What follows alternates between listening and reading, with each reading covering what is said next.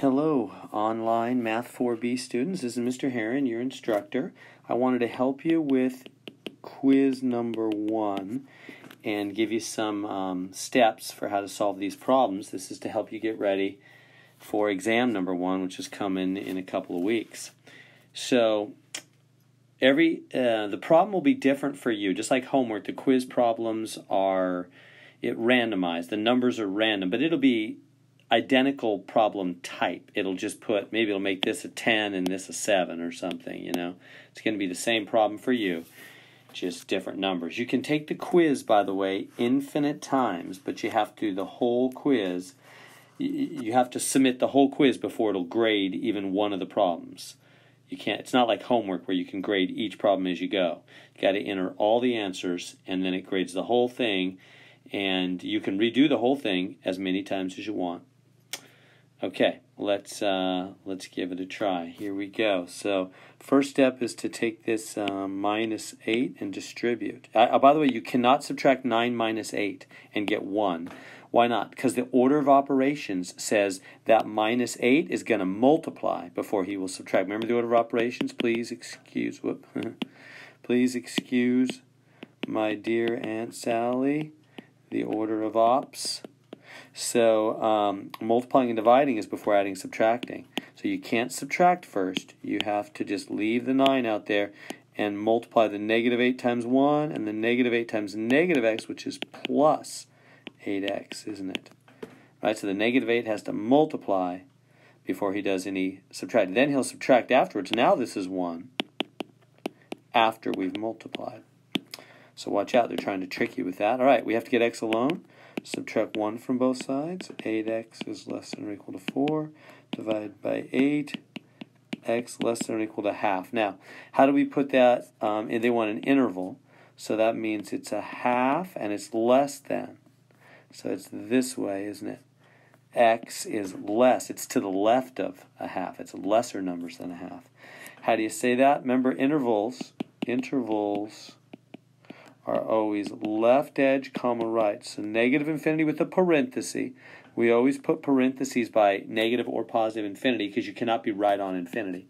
Comma, a half with a bracket. Why a bracket? Because you can be equal to the half, right? Less than or equal. The bracket has a straight edge, so it means you're straight on the half. If I put a parenthesis there, that would mean I'm just around the half, close to a half, but not quite right on it, not equal to it. But they said less than or equal. So I have to have a bracket there. Here's the answer to that one. Let's go to number 2. Okay, here's number 2. We need to solve this greater than, less than inequality. How do we solve it? Well, whenever you have fractions, you need to multiply through by the LCD, the least common denominator. You got 2 and you got 8. The 4 is not a denominator. The 2 and the 8 are under bars. So what's the common denominator for 2 and 8? Well, it's just 8. You don't need 16. 2 goes into 8 already. So multiply through by 8, 8, 8. You do the same thing all the way across. Now, what do? Cross cancel. 2 goes into 8 4 times. So this is 4x. 4 times 8, that's 32. 8 to cancel here, minus x. Okay, got rid of the fractions. Now, to get x alone, we don't want x in 2 locations. We don't care about the 32 right now. Let's focus on the x. X is in 2 places. Add x to both sides. Gonzo. 5x greater than or equal to 32. Last step. Divide by 5. That's a 5 there. 4x and 1x made 5. Divide by 5. X greater than or equal to 32 fifths. Number line, that would be 32 fifths. X is to the right. Greater things are to the right. How do you say that as an interval? Bracket 32 fifths, comma, parenthesis to infinity, right? Intervals are always left edge, right edge. So the left edge of the shading is 32 fifths with a bracket. Right edge is infinity on that. So there we go. Let's go to number 3. Okay, so here we go with number 3. Now, I gave more detailed instructions on my YouTube. I forget which section. Oh, it's Appendix 9. So if you want to see more detail, go to my YouTube for Appendix 9, the second half, and I talk more detail about how you handle absolute value with a greater than, less than. But basically, here's the deal. It's different for less than it is for greater. So number 3 here is a less than, and the next one, number 4, will be greater. I'll show you both of them. So here we go. For the less than one, what you always do is you put the negative 9 over here. Both symbols are less. Positive 9 here. And in the middle, you take off, right? See how I removed the absolutes? Right? They're not on there anymore. That's how you correctly do that. You remove the absolutes, and the number is between negative 9 and positive 9. The inside here. The inside is now here, between negative 9 and positive 9. Okay, and notice both symbols are less than, aren't they? Why? Because that's what it really means. Again, I give more details on my YouTube over there. Right? That's because I can't help but resist. I can't resist. Let me just explain for a minute. If you have the absolute value of anything, just call it number. If I said, hey, I'm thinking of the absolute value of some number, and it's less than or equal to 9, what does that mean? That number could be anywhere. What I could plug in there to make that true is anything from negative 9 up to positive 9, like negative 8. Absolute value would be 8, which is less than 9. Negative 7, negative 6, they'd all work. Or positive 8, positive 7, but they'd all work. Anything from negative 9 all the way to 0, all the way to positive 9, all those numbers would work. That's why I say it's everything between negative 9 and positive 9. That's what this is. That's between. And they're both less than symbols. That's true also because this is the smallest, which is lower than the medium, which is lower than the large. Right? Left side, right side, small, large. So that's logical, right? Okay.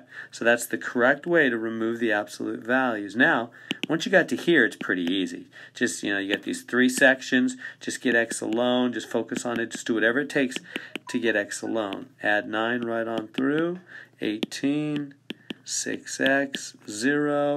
Last step, divide by 6. So 0 over 6 is 0. These cancel. This is 3.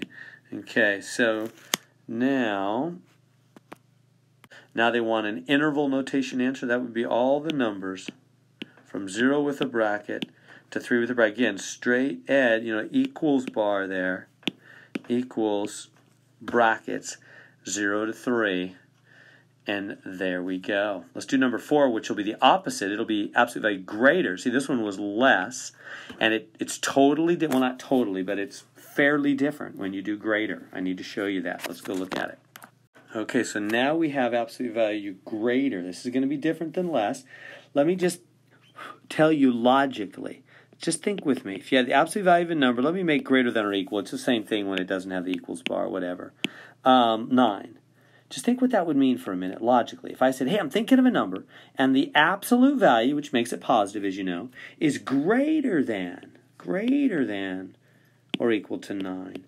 That means my number could be like 9 or 10 or 11, right? Or it could be negative 9, negative 10, negative 11, and smaller, couldn't it? 9 or bigger, or negative 9 or smaller. Do you see that, right? You could put in 9 or 10, 9 or 10 or 11. Absolute value would be bigger than 9. That's true. And also, if you made that negative 9 or negative 10 or negative 11, because the absolute value would be positive, which would be bigger than 9. So that's different than the less. Look back. Here was the less. See? If you have absolute value, whoops, I'm erasing it. If you have absolute value less, that means it's in the middle between negative 9 and positive 9, not bigger than 9 and smaller than negative 9. No, that's for greater. For absolute value less, it's in the middle. And so our thing goes in the middle. That's just what it means. The absolute value of a number less than 9 means that number's between negative 9 and positive 9. But now, absolute value greater than 9, that means it's 9 or bigger or negative 9 or smaller. So you got to think differently for greater. Okay, so that means what? I've got to take this statement now and break it into 2 totally different statements. Let me just get rid of this. 2 totally different statements. One of them, and you're going to remove the absolute values. One of them's on this side, less than negative 9, or the other one, greater than positive 9. Right? Isn't that what we saw that it means? Less than, right? Like negative 9 or below. Like negative 9, negative 10, that's supposed to be a 10. 10, negative 11, etc. Less than, smaller than, negative 9, really small, or really big, bigger than 9, like 9, 10, 11, and on you go. Yeah, it doesn't equal 9 because of the bar, but whatever, the logic is the same.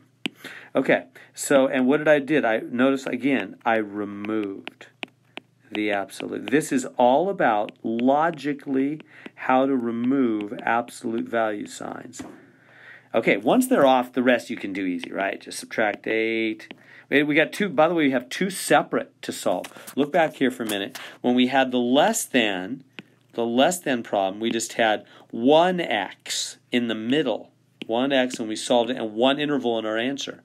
But when we have greater, we have two x's. We're going to solve two sides, and our final answer, I'll just tell you right now, is going to be negative infinity comma something united with something comma infinity. It always is for the greater than ones, whereas the less is always just one interval, not two. 1x, one interval. Less is less. Less here is 1x, one interval. Greater is more, two x's, see the two x's, and two intervals in the end. It's always that way. You got to know that difference. Put it on your 3x5 card for the exam in a couple weeks. Okay, subtract 8. So what do we got here?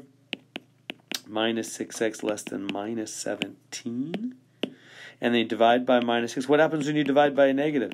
Flip that symbol, right? X greater than positive 17/16 here. Subtract 8 from both sides. Minus 6x greater than 1. And again, I'm dividing by negative. If you divide by positive, you don't flip. So look back. Right here, I divided by positive 6 in the last problem. You don't flip any symbols when you divide by positive numbers. But when you divide by negative, you got to right then flip the symbol. X is less than, now there's a negative down here. Negative in the bottom, top, front, whatever. It's all the same thing. I'll just pull it to the front. When you have a negative on a fraction, doesn't matter where it's at. Top, bottom, front, whatever. So x is less than minus 1/6. That goes over here. Less than, right, down to negative infinity. This one goes over here. Greater than 17/16. So that's 17/16 on up to infinity. There's the two answers. Both get parentheses, not brackets, because we never equaled, right? There's no equal bar. There's no equal bar like that. It's just greater and less. It's not equal, so it's not right on. It's parenthesis, not bracket. There we go. Let's try number 5. Okay, so here's number 5. The question says all this stuff about graphing it and all that stuff. No way. I mean, you could do that if you want to, but that's way harder. Let me show you how to do it without graphing anything. We will graph things other times, other places, but for this one, I'm just going to solve it without graphing anything. So how do we find, first off, an X-intercept? To find an X-intercept, you set y equal to 0 and solve. And over here, on the other side, to find a y-intercept, you set x equal to 0 and solve. Are you aware of that? Good thing to put in your 3x5 card. Basically, to find intercepts, you make the opposite letter 0. You see that? To find an x-intercept, you make y0. To find a y-intercept, you make x0. Why? Well, because that's what it means. Think about an x-intercept for a minute. If you have some graph, whatever, blah, blah, blah, blah, blah. There's an x-intercept. Hits the x-axis. Think about the coordinates there. That's over, I have no idea, up 0. Right? Meaning x, y. Look, his y is 0. If you're an x-intercept point, if you're on the x-axis, your height is 0. Your y is 0. That's why if you're an x-intercept, I make y 0. That's what it means to be an x-intercept. What about over here with the y-intercept? If you're y-intercept, you're some graph, whatever, you hit the y-axis, what are the coordinates of that point? Same kind of thing. Over 0 and up, I have no idea. So the x value is 0, and the y I don't know. So at a y-intercept point, your x value is 0, because you're over 0 when you're on the y-axis. That's why we set x equal to 0 for a y-intercept. So you want to remember, for intercepts, just plug in the opposite letter 0 and solve. So if they want an x-intercept, make y 0. So I just take this equation and I pop a 0 in there for y. What do I got? 6x minus 5 times 0 is 79. 6x minus 0 is 79. 6x is 79 divided by 6. Boom. They want, whatever. They want a decimal. Just divide it on your calculator. So the other side, I'm going to do the same thing. This time x is 0. I'm going to take the same equation. 6x minus 5y is 79. And I'm going to plug in x is 0. So 6 times 0 minus 5y is 79. Gonzo. Because you're 0, right? 79 divided by minus 5. Boom. There's the y-intercept. Now, I don't know. Let me see if they want 0 or what they want. Yeah, that's all they want. Just turn that into a decimal on your calculator and turn that into a decimal on your calculator, and you got it. So there's quiz number 1. Hope that helps.